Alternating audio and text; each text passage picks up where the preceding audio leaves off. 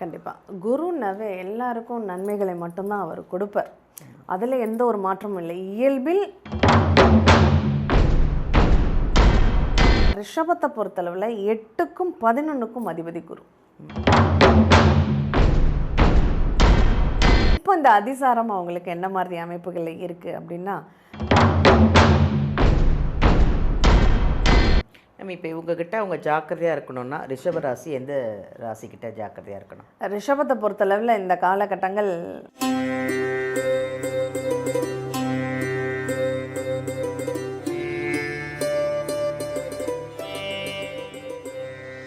உலகமெல்லாம் பார்த்து ரசித்து எங்கள் ஜோதிடர் யுகம் சேனலை வந்து அவ்வளோ அழகாக கமெண்ட் கொடுத்து நிறைய பாசிட்டிவான விஷயங்கள், நிறைய உங்களுக்கு வந்து இந்த 12 ராசிக்கும் நீங்கள் ஒரு ராசியாக இருப்பீங்க.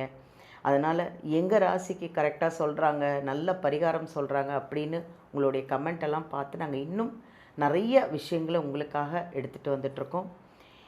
இன்றைக்கி ஒரு அருமையான பதிவோடு தான் உங்களை சந்திக்க வந்திருக்கேன். என்னென்னா, குரு அதிசார பயிற்சி.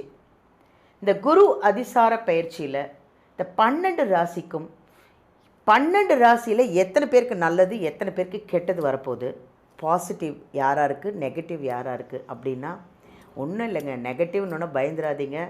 நெகட்டிவ் இருந்தாலும் அதுக்கும் நிறைய பரிகாரங்கள் இருக்குது அப்படின்னு ஜோசியர்கள் சொல்கிறாங்க. அப்படிப்பட்ட இன்றைக்கி இந்த 12 ராசிக்கும் இந்த குரு அதிசார பயிற்சியை பற்றி சொல்ல வந்திருக்காங்க. நம்ம ஏஎல்பி ஜோதிட ஆசிரியர் டாக்டர் சாந்தி தேவி ராஜேஷ்குமார் அவரை தான் சந்திக்க போகிறோம். அதாவது அவங்க வந்து ஜோதிட ஆசிரியர். அதாவது நீங்கள் ஜாதகம் கற்றுக்கணும் அப்படின்னு ஆசைப்பட்டீங்கன்னா கண்டிப்பாக எல்லாருக்கும் இருக்கவங்க ஆசை. என் ஜாதகத்தை நான் பார்க்கணும், எப்படி இருக்குது, என்ன பரிகாரம் எல்லாம் நான் கற்றுக்கணும் அப்படின்னு எல்லாருக்குமே ஆசை இருக்கும். கண்டிப்பாக அந்த ஆசை இருந்ததுன்னா வீடியோலேருந்து நம்பர் எடுத்து நம்ம சாந்தி தேவி மேடத்தை நீங்கள் நேர்லேயும் சந்திக்கலாம், கிளாஸ்க்கும் போகலாம். ஒரே மாதத்துலேயே கற்றுக் கொடுத்துருவாங்க.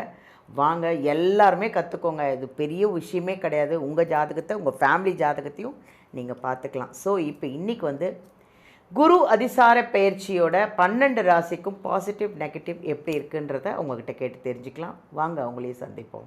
வணக்கம் மேம். ஜோதிடர் யுகம் நேயர்கள் அனைவருக்கும் வணக்கம். இந்த நாள் இனிய நாளாக அமைய வாழ்த்துக்கள். அழகாக சொல்லும்போதே ஒரு பாசிட்டிவ் ஆகிடுச்சே மேம். ரொம்ப சந்தோஷமாக இருக்குது. உங்களை பார்த்ததில் ரொம்ப நாளுக்கு அப்புறம் நம்ம சந்திக்கிறோம் மேம். இப்போது குரு அதிசார பயிற்சி அது எப்போ வருது, அதில் இந்த 12 ராசிக்கும் எவ்வளோ நல்லது, எவ்வளோ கெட்டது? கெட்டது வர்றதுக்கு சான்ஸ் இல்லை. கெட்டது வந்தாலும் தான் நீங்கள் நிறைய பரிகாரத்தையும் சொல்லிடுறீங்க. சொல்லுங்கள் மேம், எப்படி இருக்குது இந்த குரு அதிசார பயிற்சி? கண்டிப்பாக அதிசாரம்னா முதல்ல என்னென்னு தெரிஞ்சுக்கணும். இப்போ ஒரு கிரகம் வந்து ஒரு இயல்பான ஒரு 100 மீட்டர் ஸ்பீடில் போயிட்டுருக்கு அப்படின்னா, இந்த அதிசாரம்ங்கிறது 140 ஸ்பீடில் போகிறது. ஐயோ, அவ்வளோ வேகமாக அடுத்த ராசிக்கு மாறிடுறாரு அப்படின்னு தான் சொல்லணும். இதை வந்து அதிசாரம் விரைவாக, ஏன்னா ஒரு வருஷம் ஒரு குரு பயிற்சிங்கிறது ஒரு வருஷம். ஆனால் அந்த ஒரு வருடம் முடிவதற்கு முன்பாகவே கொஞ்சம் தன்னுடைய சுழற்சியை வேகப்படுத்தி அடுத்த ராசிக்கு மாறுறது தான் அதிசாரம் அப்படின்னு சொல்கிறது. இப்போ இந்த அதிசாரம் அப்படிங்கிறது எவ்வளோ காலத்திற்கு எப்போ ஏற்படுதுன்னா அக்டோபர் 31 ஏற்படுது. அக்டோபர் 31. இந்த அக்டோபர் 31லேருந்து நவம்பர் முழுமையாக இருக்குது. டிசம்பர் 13லேயே திரும்ப வக்ரமாகி திரும்ப கடகத்துக்குள்ளேயே வந்துடுவார். அப்போ நம்ம ஒரு வீடு பார்க்க போகிறோம், நம்ம போய் பார்த்துட்டு வருவோம் இல்லையா, அந்த வீட்டுக்கு போக போகிறோம், அது எப்படியெல்லாம் இருக்குது அப்படின்னு நம்ம பார்க்க போகிற மாதிரி சடனாக ஒரு வேகமாக போய் பார்த்துட்டு திரும்ப தன்னுடைய இருப்பிடத்துக்கு திரும்பி வந்துடுறார். அதுக்கப்புறம் மறுபடியும் குரு பயிற்சிங்கிறது முறையாக வரும். அப்போ தான் புதுசாக அந்த வீட்டுக்குள்ளே கூடி போவார் அப்படிங்கிற மாதிரி தான் நம்ம எடுத்துக்கிறோம். இப்போ அந்த அதிசாரம் வேகமாக பயணிக்கக்கூடிய இந்த காலகட்டங்களில் அவருடைய நகர்வு இந்த 1.5 மாத காலம் அப்படிங்கிறது ஒரு சில ராசிகளுக்கு நன்மைகளை தரும், ஒரு சில ராசிகளுக்கு பிரச்சனைகளை தரும்.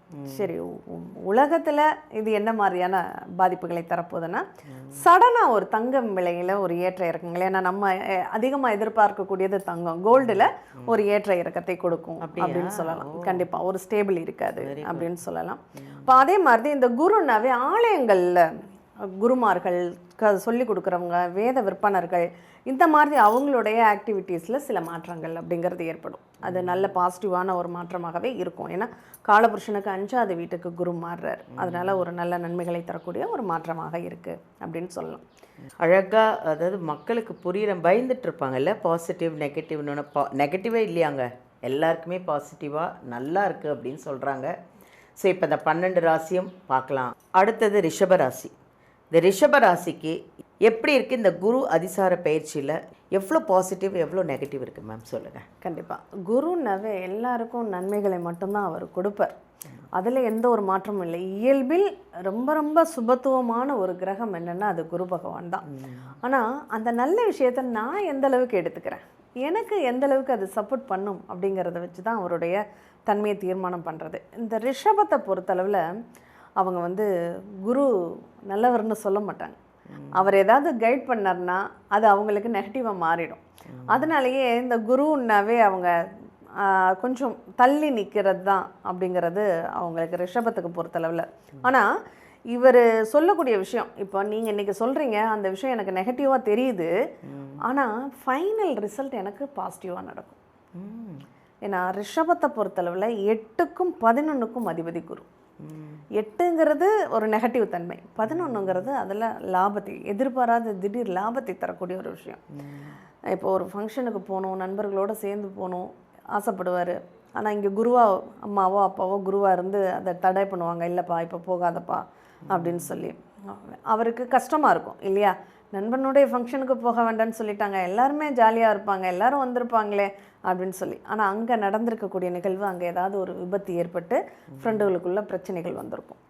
அப்போ இவர் போகாததுனால அங்கே என்னவா இருக்கும், அப்போ நல்ல வேளை நம்ம தப்பிச்சோம் ஆமாம் அப்படிங்கிற ஒரு எண்ணம் வரும் இல்லையா. அந்த மாதிரியான ஒரு சூழ்நிலை தான் இவங்களுக்கு. குருவுடைய வார்த்தைகள் கொஞ்சம் கசக்க தான் செய்யும், ஆனால் முடிவு அவங்களுக்கு சுபத்துவமாக இருக்கும் அப்படிங்கிற ஒரு விஷயத்தை இவங்க எப்போதுமே ஞாபகம் வச்சுக்கணும் ஒரு ரிஷபத்தை பொறுத்தளவில். சரி, இப்போ இந்த அதிசாரம் அவங்களுக்கு என்ன மாதிரி அமைப்புகள் இருக்குது அப்படின்னா, இப்போ அந்த குரு அதிசாரம் ஆகிறது 4ஆம் இடத்துக்கு மாறுறார். சடனாக இந்த நேரத்தில் நீங்கள் இடத்த பற்றியோ வீட்டை பற்றியோ வண்டி வாகனங்களை பற்றியோ நினச்சி கூட பார்த்துருக்க மாட்டீங்க. சடனாக இந்த நேரம் இடம் வாங்கலாமா வீடு வாங்கலாமா, சட்டுன்னு இந்த ஒரு இடம் இருக்குப்பா பாருப்பா முடிப்பா அப்படின்னு சொல்லுவாங்க.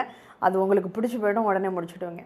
ஒரு வண்டி அதே மாதிரி வாங்கணும்னு அமைப்பு இருக்காது, ஆனால் ஏதாவது ஒரு காரணத்தினால வண்டியை மாற்றியே ஆகணும், இதுக்கு மேலே இந்த வண்டியை ஓட்டவே முடியாதுங்கிற கண்டிஷன் வரும், உடனே புது வண்டி வாங்கிடுவீங்க. இந்த மாதிரி இடம் வீடு சொத்து தொடர்பாக இப்போ ஏதாவது சொத்து பாகப்பிரிவினை இதுவரையும் இழுத்துட்ருக்கோம், இந்த நேரம் சடனாக அது உங்களுக்கு முடிவாகும். பரவாயில்ல இந்தா வாங்க, எவ்வளோ நாளைக்கு தான் இப்படி இழுத்துக்கிட்டே இருக்கிறது, இந்த சட்டப்பட்டுன்னு பதிவு பண்ணுங்க அப்படின்னு சொல்லி பிரிச்சுக்குவாங்க.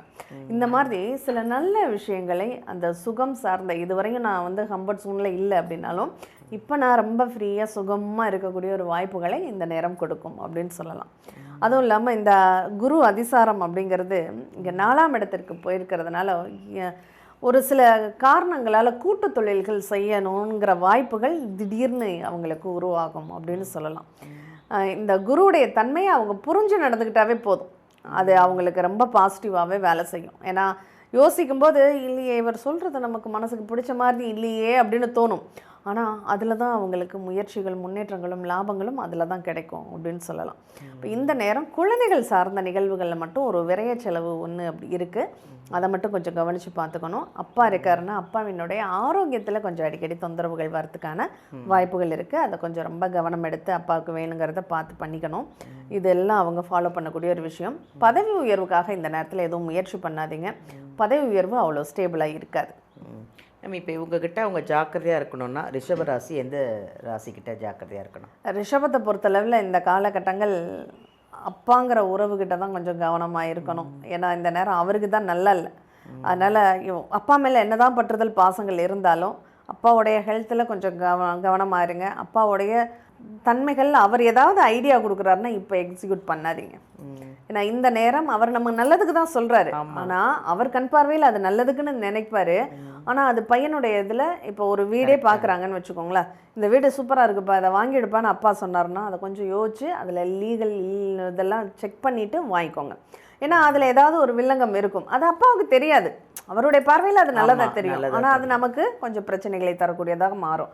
அதனால் அதை மட்டும் கொஞ்சம் பார்த்துக்கோங்க. மற்றபடி அண்ணன்ட்ட இருந்து கொஞ்சம் கவனமாக, நீங்கள் அண்ணனுங்கிற உறவு முறையில் அக்காங்கிற உறவு முறையில் யார்ட்டையாவது அழைச்சி பேசுகிறீங்கன்னா அவங்கள்ட்ட ரொம்ப கவனமாகவே இருக்கணும். ஏதாவது பரிகாரம் ஏதாவது இருக்கா? நிச்சயமாக பண்ணணும். இவங்க ரிஷபத்தை பொறுத்தளவில் ஆலய திருப்பணிகள் கட்டுமானத்திற்கு ஏதாவது பொருட்கள் வாங்கி கொடுக்குறாங்கன்னா அது ரொம்ப சப்போர்ட் பண்ணும். ஏன்னா 4ஆம் இடத்துல குரு இருக்கார். இவங்க ஒரு இடம் வாங்கணும், வீடு வாங்கணும், வாகனம் வாங்கணும்னா ஏதாவது ஒரு ஆலயத்துக்கு ஒரு செங்கலாவது வாங்கி கொடுத்துட்டு அதுக்கப்புறம் ஆரம்பிங்க, சூப்பராக வந்துடுவீங்க. Thank you ma'am. நன்றி. மேம் இப்போ இந்த 1 மாதத்தில் கற்றுக்கலாம்னு சொன்னீங்களே, அந்த 1 மாதத்தில் என்னென்னலாம் கவர் பண்ணுவீங்க மேம்? இதுக்கு ஒரு சின்ன விளக்கம் கொடுத்தா நல்லாயிருக்கும். சொல்லுங்கள். இப்போ ஒரு கார் வாங்க போகிறோம். இந்த காருக்கு நம்ம மெக்கானிக் கற்றுக்கணுமா இல்லை ஓட்ட தெரியணுமா? ஓட்ட தான் தெரியணும். ஓட்ட தெரிஞ்சால் போதும் இல்லையா? அந்த ஓட்ட தெரிகிற அளவுக்கு நம்ம கற்றுக்க முடியும். பெரிய விஷயம் மேம் இது. ஏன்னா அதுக்கு மேலே ஏற்படக்கூடியதை அதை ஸ்பெஷலிஸ்ட்கிட்ட தான் நம்ம தெரிஞ்சுக்க முடியும். இல்லை, அதனால் ஜென்ரலாக இது எனக்கு ஏபிசின்னா என்னென்னு தெரிஞ்சுக்கணும், அதை ரன் பண்ண நம்ம தெரிஞ்சுக்கணும், காற்று குறைவாக இருக்கா அப்படின்னு தெரிஞ்சுக்கணும், இதை அலைன்மெண்ட்டு சரியாக இருக்கா அப்படின்னு பார்க்க கற்றுக்கணும். இந்த மாதிரி என்ன பிரச்சனைகள் வர்றதுக்கு அங்கே வாய்ப்பு இருக்குது, நம்ம எப்படியெல்லாம் கவனமாக இருக்கணும் அப்படிங்கிறத ஓட்ட தெரிஞ்சால் போதும். அந்த ஓட்ட தெரிகிற அளவுக்கு நாங்கள் பேசிக் கிளாஸில் கற்றுக் கொடுத்துருவோம். ரொம்ப அருமையாக ஒரு அழகான எக்ஸ்ப்ளனேஷன். கரெக்டாக ஜாதகத்தை பற்றி கேட்டால் கார் ஓட்டுறதே சொல்லி அருமையாக சொல்லிட்டாங்க எங்கள் மேம். சொல்யூஷன் அவ்வளோ ஒரு அருமையான ஒரு சொல்யூஷன். உண்மையாகவேங்க, நமக்கு கார் ஓட்ட தெரிஞ்சால் முதல்ல போதும்ல, அதே மாதிரி ஜாதகத்தை பார்க்க தெரிஞ்சாலே போதும். வாங்க கற்றுக்கோங்க. ஃபுல்லாக அதுக்கான எல்லா விஷயங்களும் உங்களுக்கு சொல்லிக் கொடுப்பாங்க ஒரே மாதத்தில். வீடியோலேருந்து நம்பர் எடுங்க. சாந்தி தேவி மேமை வந்து நீங்கள் நேர்லேயே காண்டாக்ட் பண்ணலாம். உங்கள் ஜாதகத்தை பார்க்கணும், இல்லை என்ன இதுனாலும் என்ன பிரச்சனைனாலும் அவங்கக்கிட்ட நீங்கள் அழகாக ஷேர் பண்ணிக்கோங்க. அவங்க அழகாக அதுக்கான சொல்யூஷன் பரிகாரம் எல்லாமே சொல்லுவாங்க. அது இல்லாமல் நானே ஜாதகம் கற்றுக்கணுன்னு ஆசையாக இருக்குது அப்படின்னு நீங்கள் பிரியப்படுறீங்களா, வீடியோலேருந்து நம்பர் எடுத்து அழகாக கற்றுக்கோங்க. மேம் 1 மாதத்தில் கற்றுக் கொடுக்குறீங்க இல்லையா? கண்டிப்பாக. ஒரே மாதம்தாங்க ஜாதகம், ஒரே மாதத்தில் கற்றுக்கலாம். வாங்க கற்றுக்கோங்க. நீங்களும் உங்களுடைய ஜாதகத்தை பார்த்து பரிகாரங்கள் உங்கள் ஃபேமிலிக்கெலாம் பார்க்கலாம். நீங்கள் எல்லாருக்குமே ஜாதகம் பார்க்கலாம். ஹாப்பியாக இருங்க, ஜாலியாக என்ஜாய் பண்ணுங்கள். தேங்க்யூ, நன்றி.